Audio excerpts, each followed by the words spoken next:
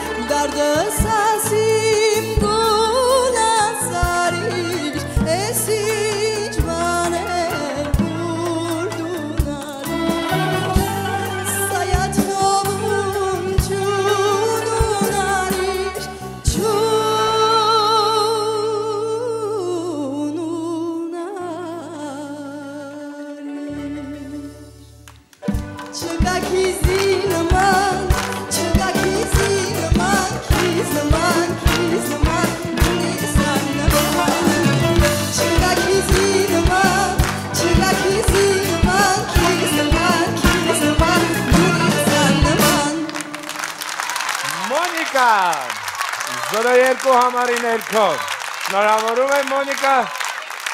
բլբուլի հիթը բլբլեց արդյոք Ալլա Լևոնյանի սրտում և ինչ տպավորություններ երգի կատարումից Շատ լավ տպավորություն և անգամ այն, որ Մոնիկայի ձայնը կտրված էր, որը բոլորս էլ հասկացանք, չխանգարեց, որ ինքը կարողանա ճիշտ ներկայանալ, զսպված ոնց որ միշտ, գրագետ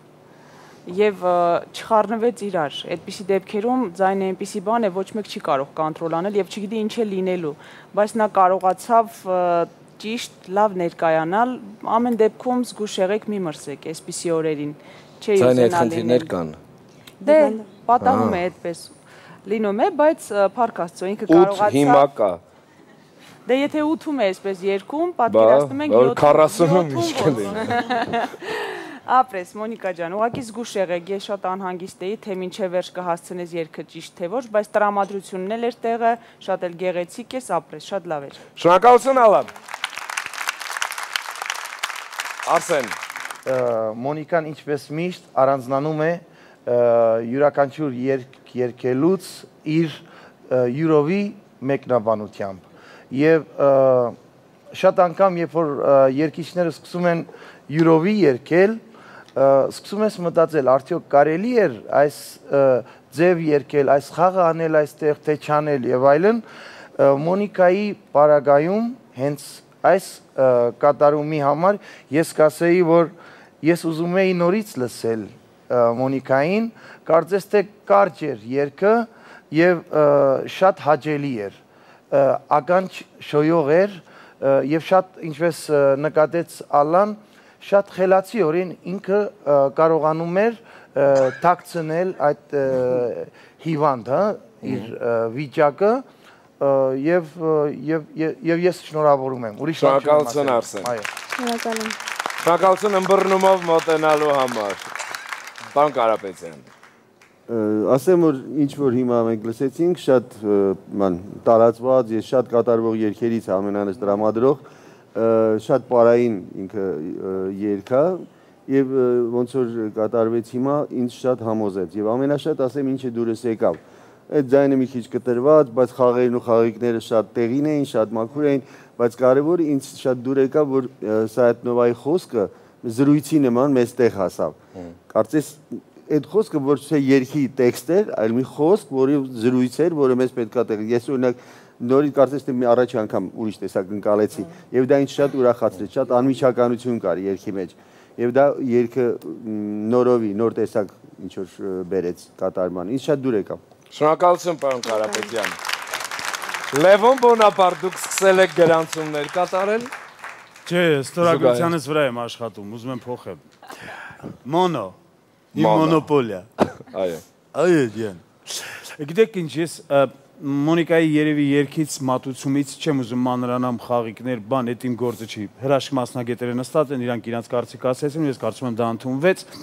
Ամենակարևորը ես ինձ մի բան բռնացրեցի, ուզում էի հասկանալ Սայաթնովայի ֆենոմենը որն է,